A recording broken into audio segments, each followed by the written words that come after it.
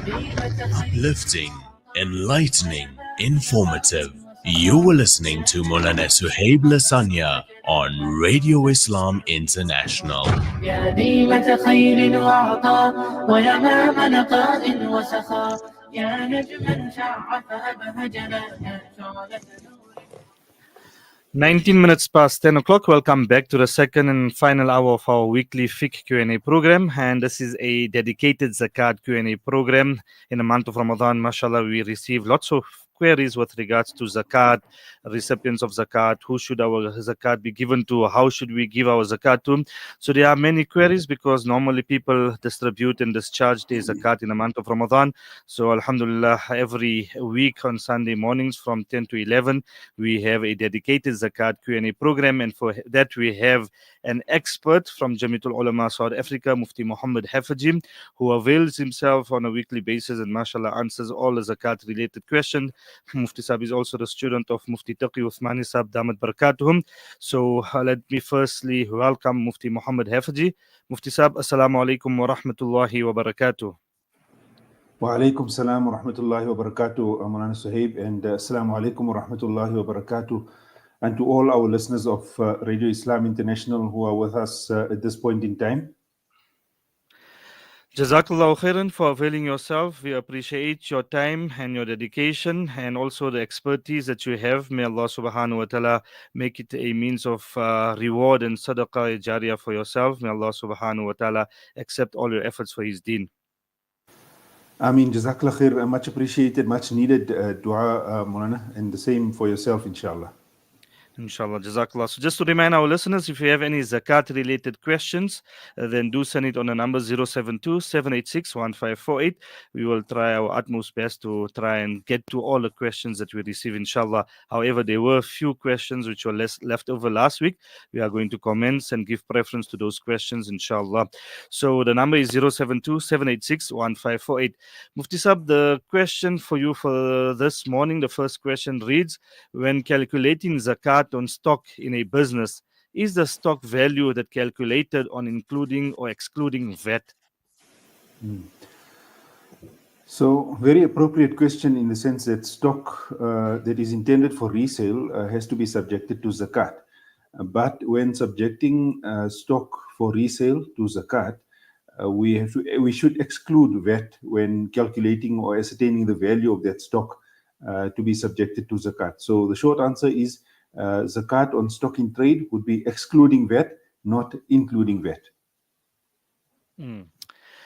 Jazakallah. Next question says that is it permissible to give zakat to a masjid or a madrasa in which they use the zakat funds to pay teacher their salaries by basically using the zakat to pay madrasa fees on zakatable kids than using the funds to pay salaries? So when zakat is given to any institution, it is important to bear in mind that for zakat to be correctly discharged, that the discharge needs to take place from one natural person, the donor, to another natural person. It must go to the recipient, right? Now, when giving zakat to an institution, the institution itself does not yet represent a natural person. It's a juristic person. Therefore, direct discharge from a natural person, the donor, to an institution on its own, on face value, would not necessarily constitute a valid discharge. The institution would need to ensure that there is some kind of mechanism to manage receiving zakat and then obviously dispersing zakat. So an institution would not be in a position to just simply receive zakat and directly allocate it to salaries or directly allocate it to defraying of expenses of the institution itself. There has to be transfer of ownership first taking place between one living person, one natural person, the donor, to another natural person, the recipient. Thereafter, there can be management of the zakat funds, which is now, it's no longer zakat after it moves from one person to another natural person, and then only utilize it for defraying of expenses like salaries and any other overheads of the institution. So in short, there needs to be a mechanism, a policy, first of all, of managing zakat. Number one is the mechanism needs to be correct and approved by some muftis maybe to advise on how should the institution manage zakat. In short, zakat cannot just be used directly to defray expenses of the institution or to pay salaries. Hmm. Jazakallah khair. The next question says that Mufti Saab, can you please clarify zakat on stocks? If one has a non-perishable goods in stocks for over a year or less, how must one calculate zakat on that? So, as long as an item is on hand and intended for resale, irrespective of whether it's perishable or non-perishable. In this specific question, we've got a case of non-perishable, right? Which is all the better in the sense that it has a longer shelf life and so forth. So, whatever is intended for resale, whether it's perishable or non-perishable, would need to be subjected to zakat. Since the question is asking how much zakat be calculated on it, essentially what we'll be doing is we'll be ascertaining the current value of that merchandise and totaling or clustering all of the merchandise together, ascertaining that value. Now we've got an asset value for all our stock that is intended for resale. Thereafter, we consider our current liabilities, deduct current liabilities from the total asset value. If the balance is or the result is above the nisab rate, zakat would still be payable. If it's below the nisab rate, zakat would not be payable. So essentially, or in short, what we're doing is we're ascertaining the value of the goods together with any other zakatable assets like cash on hand and so forth, and then deducting current liabilities. And if the balance is above the nisab rate, we're calculating zakat. If below the nisab rate, there wouldn't be a need to calculate zakat for the current year. Hmm. Jazakallah khair for answering that question. Next question says, Mufti Saab, can a mother give zakat to her child and can a child give to a parent? So there are three categories of recipients that need to be considered much more carefully. The first is one's spouse, the second is ascendants, and the third is descendants. These three categories are not permissible to exchange zakat to each other, right? So a mother cannot give zakat to her own child since the mother is the donor and the child is the recipient. A donor cannot give zakat to their own descendant in this case. Similarly, the second part of the question is, can a child give to the parent? Remember that the parent is an ascendant, it's going upwards, and an ascendant cannot qualify as a recipient from one's own descendant. Hmm. Jazakallah khair. Next question says that when it comes to the immediate family, who is one not allowed to give zakat to? Husband, wife, kids, brothers, sisters, mom, dad, etc. Please advise. So, as explained in the previous response, in the given scenario or list provided, the wife would not qualify as a recipient from a donor. The children will not qualify as a recipient from the donor. The mother and father will also not qualify as recipients from the donor. In the given scenario or the list that is provided, brothers and sisters, siblings, can qualify as recipients from a particular donor. So the donor can give zakat to their own siblings if their sibling qualifies as valid recipients. Hmm. Jazakallah. Next question says, Mufti Saab, I have my own company which I have 100% shareholding capacity. Does the company pay its own zakat and I personally pay my own? Or can the company pay out for itself and myself at the same time? So, from a Hanafi fiqh perspective, it's important to bear in mind that we do not separate the company from the individual who owns the company. And this is purely because the separation is just, how can I say, in a legal sense, there's a separation. But for purposes of Islamic law, the company which is 100% owned by a particular person is also, it's just the alter ego of the person. It's just an extension of the person itself or himself or herself. Therefore, there should not be a separation between the company and the owner of the company.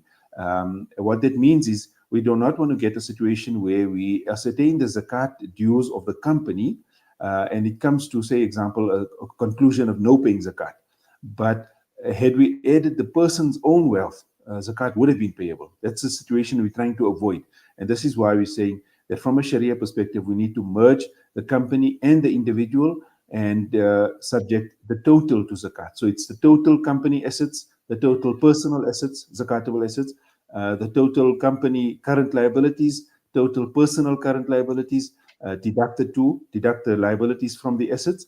If the balance is or the result is above the nisab rate, zakat would be payable. If the result is below the nisab rate, zakat would not be payable. Jazakallah khair for answering that question. Just to remind our listeners, time right now is exactly 10:30. You are listening to Radio Islam's weekly fiqh Q&A program, and this is a dedicated Zakat Q&A program. The guest for this morning is Mufti Muhammad Haffejee from Jamiatul Ulama South Africa's finance desk, answering your Zakat related questions. So if you have any questions regarding Zakat, do send it on the number 072 786 1548. That is 072 786 1548. Mufti Saab, next question. I assume that zakat and fidya, they are common and related to one another. So the person wants to know, can I buy groceries with my fidya money and give it to non-Muslims? Okay, so as brief as this question is, there are two parts to it. One is utilizing fidya money to obtain groceries, and the second part is the aspect of the recipient being non-Muslim, right? So in terms of the first part of the question, fidya money can be utilized to obtain groceries, first of all. As long as the groceries are permissible, it's fine, no problem. We can utilize the fidya funds to obtain groceries. The second part is discharging those groceries, that fidya, which is now converted in tangible form of groceries now, giving that to a non-Muslim is something that needs to be reconsidered very strongly, because remember that fidya is an obligatory form of charity.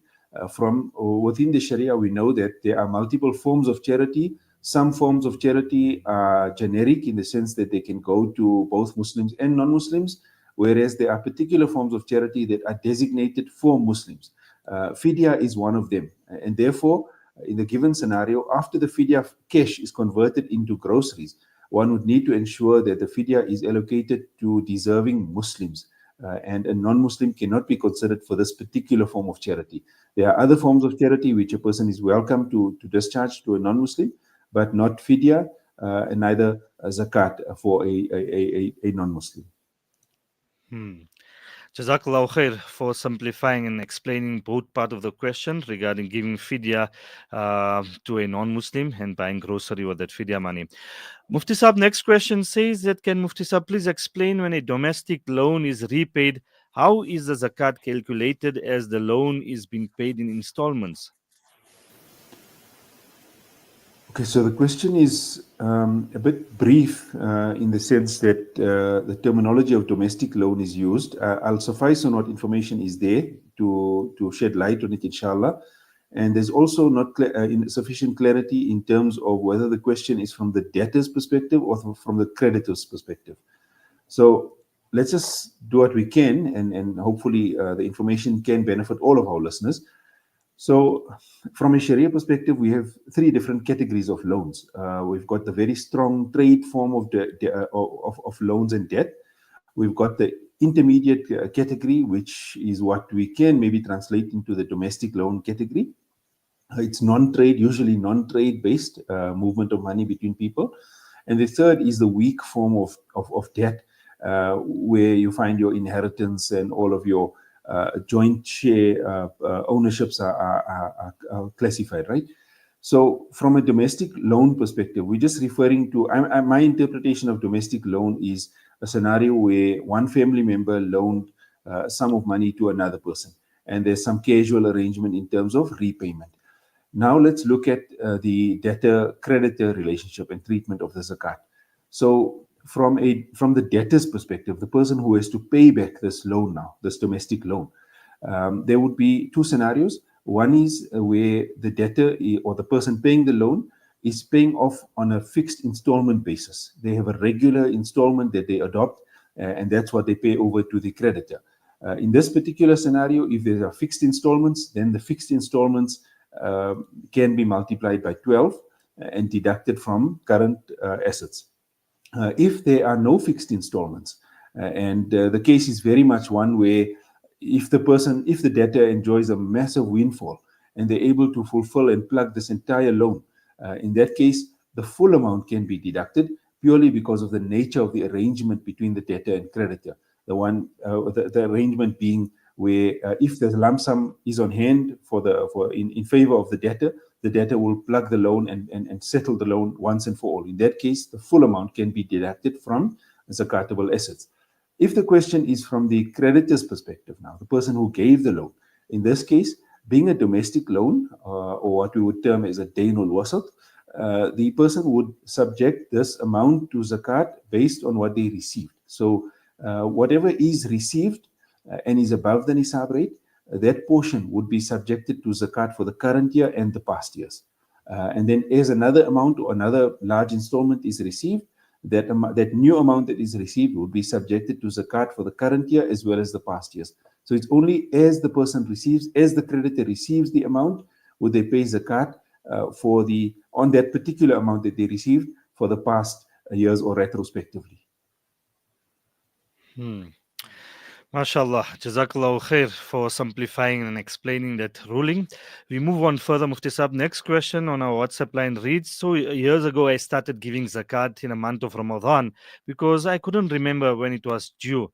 So is it okay if I continue in Ramadan, Mufti Saab? So, just picking up on the previous question, this explanation of treatment of a domestic loan is usually one which is commonly misunderstood. So, I would assume that the bulk of our listeners may even require assistance with treatment of a domestic loan. Therefore, I would welcome them to contact me and I'll try to assist as best as I can, inshallah. In terms of the current question, where a person was not, they started giving zakat but do not recall the exact or precise zakat anniversary date. So hence they just adopted Ramadan. That's my understanding of the question. They just adopted Ramadan and adhered to Ramadan ever since. In a scenario like this, the first point to make is to bear in mind that while accounting science is critical and important in understanding zakat, accounting science does not overshadow zakat squarely, in the sense that not everything in its minute detail of accounting applies to zakat. There are some elements that we pull from the zakat, from the accounting understanding, but not everything of accounting applies to zakat. Why I'm saying this is because people tend to understand that, like how in accounting you have a specific year, it's from a specific date to a specific date. The same should apply broadly to zakat. But if a person is unable to obtain their specific zakat starting date, they need not be concerned. And if they have adopted Ramadan as after having applied their best form of discretion, they can continue to utilize Ramadan as their zakat year end date or zakat anniversary date and subject their wealth to zakat each year in the month of Ramadan. The good part about this is at least they have adopted an Islamic year, not the Gregorian year, for calculation of their zakat dues.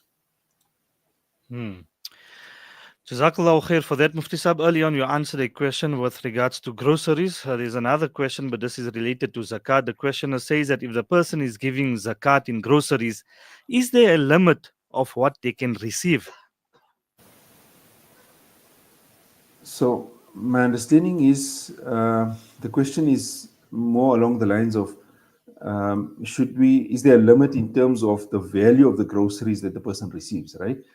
If that is the case, and if that is the correct interpretation of the question, the value of the groceries that a person receives should ideally not exceed the value of the nisab rate itself. So if the nisab rate is currently sitting at around 11,800 rand somewhere, the value of the groceries should not exceed that amount if it is not necessary to exceed that amount.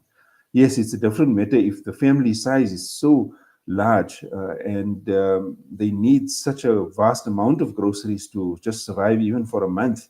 And as a result, the grocery value is exceeding that value, then it's a different matter altogether. Then the value can exceed. So what we're trying to say is if the recipient's need exceeds the nisab rate, then the recipient can be given any amount of wajib charity. But if the need does not exceed that nisab rate, then the nisab rate should not be exceeded when giving zakat or even fidya money in cash or even in kind in the form of groceries.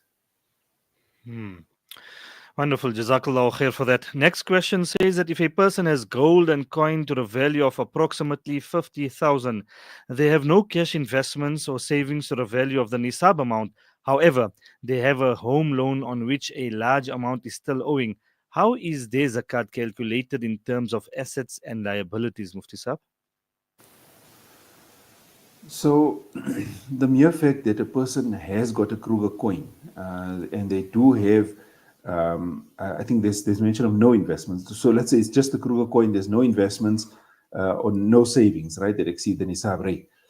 Together with it, so they've got zakatable assets in the form of just gold itself, and they've got this liability of settling a home loan. Now, understanding that there is still a large amount owing, the person should not be considering the full due of what's outstanding on the home loan. They should just be capping it at a maximum of 12 months if it's a conventional loan. My point is that in responding to this question, the person would still need to sit down, do the exercise, manually sit down and say, okay, these are my assets. They are worth X amount of money in rent terms. And on the other hand, these are my liabilities kept at 12 months. My liability is, I don't know, 50,000, 60,000 rand. 60,000 rand of liabilities deducted from my current assets of which is also around 50,000 rand leaves me in a negative position from a zakat point of view. Therefore, zakat is not payable. However, the question is a bit brief for me to pronounce on whether zakat should be or should not be paid, right? What I would advise is in a very broad stroke, the individual should sit down, ascertain the full asset position, zakatable assets, ascertain the current liabilities. After deducting current liabilities from current zakatable assets, if they are below the nisab rate, zakat would not be payable. If they are above the nisab rate, zakat would be payable. Interesting. Jazakallah khair for answering that question, Mufti Sab. We will move on further. And the next question says that my daughter is now baligh. I opened a Hajj account when she was born. The amount that is in the account is more than a nisab. She does have, but her other cash in her that is more than the nisab. Is she liable for zakat? And can I pay on her behalf if she is, as she won't have the cash to pay zakat? Okay, so my understanding is the Hajj account is in favor of the Baligh child, daughter, number one.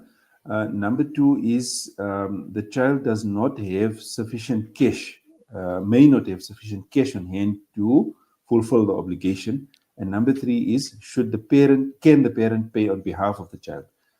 I hope I got that question correctly. If that is correct, remember that if the Hajj saving is now let's just remove the terminology Hajj and let's just call it an investment or saving towards something big, right? If that saving is now surrendered from the parent to the child, the parent has now surrendered ownership. They're no longer the owner of that. It's not only in the child's name; it's fully in the child's ownership now. It belongs to that child, not even the parent's money. In this case, it now belongs to the child, and the child has now become the owner of those funds. The parent need not subject this amount to zakat for their account, right? So we've ascertained now that the Hajj account belongs to the child. The child, secondly, is baligh. Being baligh automatically attracts the obligation to fulfill zakat, right? However, remember that it's not from the moment of becoming baligh, it's a year on from becoming baligh, because this person is typically in a scenario where they became baligh, and even at the day of becoming baligh, they were already above the nisab rate because of the Hajj account investment. I'm assuming that the Hajj account investment is already exceeding the nisab rate, and exceeding the nisab rate means now 1 year later from becoming baligh, this child would need to, no longer a child now, but this adult would now have to subject this account to zakat, this investment or the saving to zakat. Number three is, can the parent fulfill the obligation on behalf of the child? The short answer is yes, if consent is obtained. So as long as the parent has communicated to the child that you have this asset, this is your zakat position, you need to be paying zakat because you don't have any other liabilities, you only have a net zakatable position in terms of assets. Therefore, I would like to pay your zakat on your behalf. If consent is granted by the child, the parent can proceed to fulfill zakat on behalf of their child.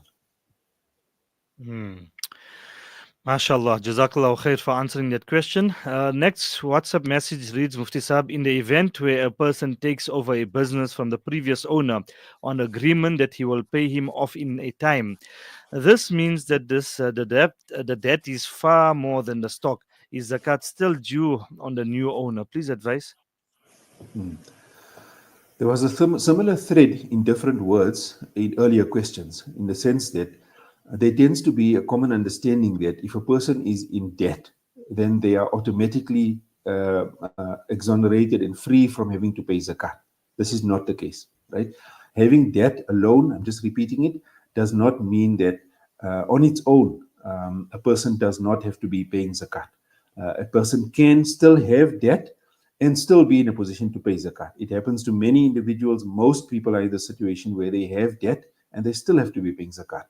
My point is that every person who has debt has to sit down and actually do the sums, put pen and paper, list all of the assets on the one end, list all of the liabilities, current liabilities on the other end, deduct the current liabilities from assets. If the result is above the nisab rate, zakat would still be payable. If below the nisab rate, zakat is not be payable. More directly and more specifically, for this particular business owner, they need to total up all of the cash on hand, cash in bank account. They need to ascertain the total value of all the stock that is intended for resale. That's on the asset side. On the liability side, they need to take into account current suppliers who are outstanding and need to be paid. And among them, among those creditors would be the original owner, the previous owner of the business who has to be settled. So we take into account how much we owe that person after deducting the current liabilities from current assets.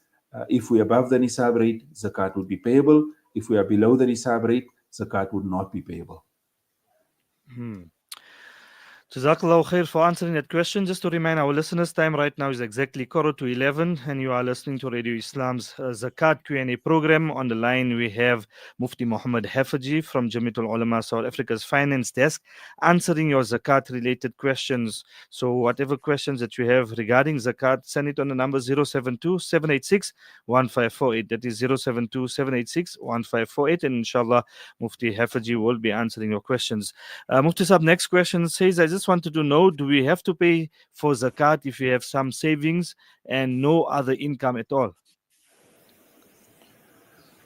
So the fact that a person has got zakatable assets, it could be in the form of gold, it could be in the form of cash. The fact that they don't have income, this is another misconception and assumption that is made that if I don't have income, zakat doesn't have to be paid. So the assumption has to be separated in the sense that even if a person does not have income, the mere fact that they have specific zakatable assets like cash on hand, like gold, like silver, like stock in trade, it still could attract zakat in the sense that they would still have the obligation to fulfill of zakat. It's just now a case of making a determination of how to pay the zakat because if we have the cash on hand, in this case, there's clear and categoric mention of savings, not any other tangible form of zakatable assets like gold and silver. If it's cash savings, it's much more easier to discharge zakat, even though there's no income. The fact that we have the savings, if it's exceeding the nisab rate, means that zakat is going to be payable now. All we have to do is extract a portion of the savings and discharge that in fulfillment of our obligation. Interesting. Jazakallah khair. Next question says, Mufti Sahab, my husband and I are pensioners. He is unemployed and only has a little foreign currency. We receive money for rent and monthly expenses from my daughters. However, I have some zakatable jewelry and cash. Could I give my zakat to my husband as he is in financial difficulty to fix his car? So, as brief as this question is, there are a few things to touch on. The first being that the fact that a person is a pensioner does not mean that they automatically would not have to be paying zakat, right? A person could well be a pensioner and very wealthy or wealthy enough to attract zakat obligation, number one. Number two is the fact that someone is unemployed does not mean that they would not have to be paying zakat. It could still be a case that they qualify to be paying zakat. Number three is it's meritorious that you have children who are looking after you as older people. May Allah reward them abundantly, inshallah. Number four is giving zakat, a wife giving zakat to her husband would not constitute a valid discharge of the zakat obligation. A wife cannot give her own zakat to her own husband. She would have to discharge her zakat to a third party. Her husband may well receive from a third party. Yes, fine, no problem. But the husband cannot receive from his own wife Remember that I just want to close off this response by saying that each individual should do their own zakat obligation, even within a marriage context. There isn't, even within a marriage context, there shouldn't be a joint calculation of zakat, of joint, between the husband and wife. It's the wife alone, the husband alone. Each one calculates his own zakat. In this particular scenario, after the wife has obtained her zakat dues by totaling her cash, she mentioned cash. I think there's mention of jewelry. If after ascertaining her zakat obligations, she can discharge her zakat to anyone besides her own husband, her own ascendants, her own descendants. Wonderful. Jazakallah khair. Next question says that can one give zakat money to one's helper for Eid and also to the Muslim beggars coming to the door? Is it allowed, Mufti Sahib? So again, as brief as the question is, there are multiple things to touch on, and important for our community and constituency to bear in mind, right? The first being discharging zakat to our domestic helpers. So number one is, if we are intending to discharge zakat to our domestic helper, the domestic helper has to be Muslim in order to consider giving them zakat. Number one. Number two is the domestic helper has to be someone who, despite having an income, still qualifies as a recipient of zakat. It could be that with all of the income streams, maybe they do not qualify as a valid recipient of zakat. This is another misconception, that a person is a domestic helper, so it's automatically a zakat recipient. No, it could be the case that despite their economic strata and the kind of work that they do, they could still be a person who does not qualify as a valid recipient of zakat. So you still need to do the assessment. Number three is, when giving zakat, do you give zakat with a condition that it must be used for Eid? No, zakat cannot be given with a condition. It has to be given freely in an unfettered way, where the recipient has a decision to decide whether to use it now or to use it for Eid or for any other need in the future. Fourth aspect is giving zakat to anyone who comes to the door. Extremely dangerous practice. Remember that when zakat is given to the incorrect avenue, the donor's zakat is not fulfilled. Therefore, zakat cannot be simply given to anyone who comes to the door. Yes, it's a different matter if the person who comes to the door qualifies as a valid recipient. We know it for sure, or with relative certainty. Then we can give zakat to a person who comes to the door. The fifth aspect I want to touch on is just giving zakat to a helper or any other person within one's employ comes with its own risks. Remember that if you are a person who's compensating your employee at a particular point, let's say 5,000 Rand, for example, and now you're giving 8,000 Rand suddenly, and you in your mind as a donor, you're giving 3,000 as your zakat, and 5,000 is the normal wages. But subtly, it signals that you have the potential to be paying 8,000. So henceforth, as an employer, one needs to consider the merits of giving in this particular avenue or this particular way, where you're signaling the potential to actually be giving a much higher wage than you're currently giving.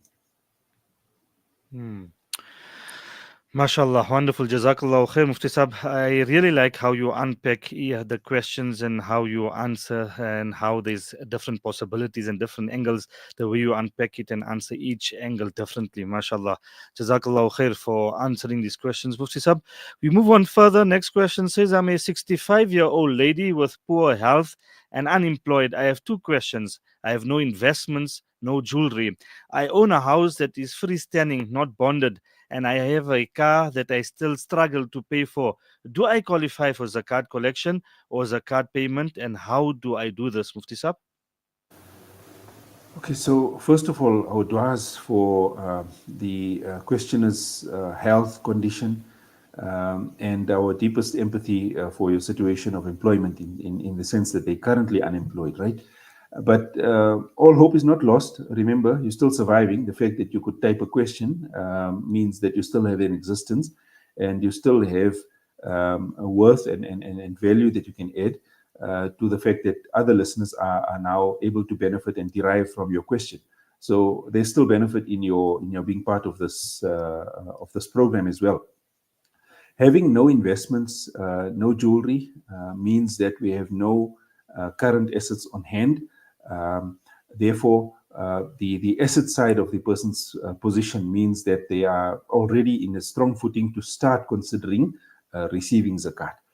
Having a house that is freestanding in the sense that not bonded does not automatically impact a person's zakat position. Having a house, this is another misconception, where people think that if someone has a home of their own, they automatically disqualified. May not be the case. In other words, the fact that the person has a house does not mean they would be disqualified from receiving zakat. Similarly, if they have a car, it does not mean they would be disqualified from zakat. A person may have a freestanding home that is unbonded, they may have a car and still qualify as a valid recipient of zakat. In the given scenario, from the basic information that is revealed, it seems that the asset position, zakatable asset position, is in the negative, number one. Number two is on the liability side, there seems to be a bit of a burden in the sense that they're struggling to pay for even that car that is on hand.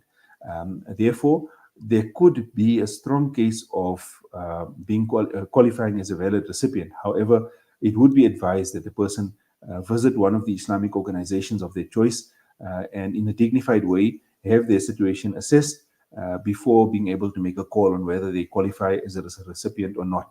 Alternatively, I'm just considering the age profile of the listener. They can contact our department on 011 373 8000, and we can do an assessment to confirm if they qualify as a valid recipient. If they do, the message can be conveyed to family members, maybe, or friends to receive zakat, inshallah. Jazakallah khair for that, Mufti Sab. Next question says that if a widow has nisab and is given money, can the money be given as zakat for herself or the donor? So my reading of this question is the widow has got nisab, which means that she has to be paying zakat, right? And someone gave her money without stating what the money is. So the widow is just assuming that this is zakat that has been given to her. Now, it's important to bear in mind that although she on her own is aware of the fact that she has to pay zakat, she doesn't qualify as a recipient. But someone out there is interpreting her situation to be one of being a recipient. Therefore, the first aspect we need to understand is the fact that someone's a widow does not necessarily mean that they qualify for zakat. In other words, a person could be a widow and the emotional condition should not overshadow the situation, in the sense that despite being a widow, the person is still wealthy and not able to receive zakat, number one.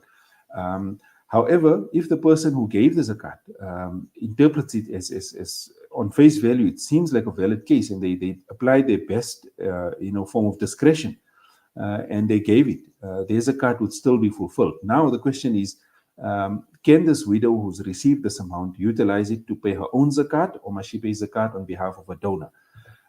So once the funds have been received, the funds are now legitimately the widow's own funds, and those same zakat funds can be utilized for any need, whether it's her own personal domestic needs or paying her own zakat. Fine, she can use the funds. Paying zakat on behalf of the donor, remember that this is not possible because the funds have now reached the widow, and the widow is now the owner of the funds. And hence the zakat of the donor does not have to be discharged now. The donor has his own obligation or her own obligation to fulfill their zakat. This widow who's received the funds does not have to pay zakat on behalf of the donor in any way. Mufti Sahib, as we need to go for our 11 a.m. news bulletin, the final question, and inshallah, all the leftover question which we did not manage this week, we'll carry it over for next week. So the final question for this week reads that I don't have excess cash and got jewelry that adds up to 48.2 grams. Am I zakat liable? My husband has an investment account that he transferred to my name, but he controls it. Do I need to pay zakat on this, Mufti Sahib? Okay, so the fact that a person has got jewelry is already a starting point to ascertain whether they need to be paying zakat, right? In this case, the jewelry being 48.2 grams of I'm assuming, gold, we would need to now look at other zakatable assets. And in this case, the person does not have excess cash, but there is an investment. If that investment is genuinely their own, and it belongs to this person, and it's the husband has given it over, surrendered it over to the wife. He's just managing it for purposes of being maybe the more, how can I say, prudent person in terms of managing financial affairs. So in this case, the value of the investment together with the value of gold would need to be ascertained. If that value, after deducting current liabilities, is above the nisab rate, zakat would be payable. If that value is below the nisab rate after deducting current liabilities, then zakat would not be payable. In essence, what I'm saying is we need to cluster the value of the gold, and we need to cluster the value of that investment together. If they exceed the nisab rate after deducting current liabilities, zakat is going to be payable. The fact that there isn't cash on hand does not mean that zakat is automatically waived. The zakat may still be payable. If it is payable, it's a case of liquidating some other item maybe and generating some cash to pay the zakat, or liquidating some of the gold to pay the zakat, or giving away a portion of the gold that is worth what amount of zakat is due unto a valid or deserving recipient. Mufti Sab, we leave it at that. Jazakallah khair for taking out your precious time and answer so many questions that we receive from our WhatsApp. However, there are still many questions that I'm looking at on my WhatsApp line. Inshallah, we'll carry it over for next week. We really appreciate your efforts and the way you answer these questions. May Allah subhanahu wa ta'ala reward you. May Allah subhanahu wa ta'ala accept all your efforts for His deen. I mean, Jazakallah, my sincere apologies to all of those questions that could not be fielded. I request for your du'as and the du'as of all our listeners, inshallah. Assalamu alaikum wa rahmatullahi wa barakatuh. Wa alaikum salam wa rahmatullahi wa barakatuh. That was Mufti Muhammad Haffejee from the Finance Desk of Jamiatul Ulama South Africa, answering your zakat related questions on this Sunday morning. Mufti Sahib is from the Finance Desk of Jamiatul Ulama South Africa, as well as a student of Mufti Taqi Uthmani Sahib, Damat Barakatuhum. Time right now is exactly 11 o'clock. We need to go for our 11 a.m. news bulletin.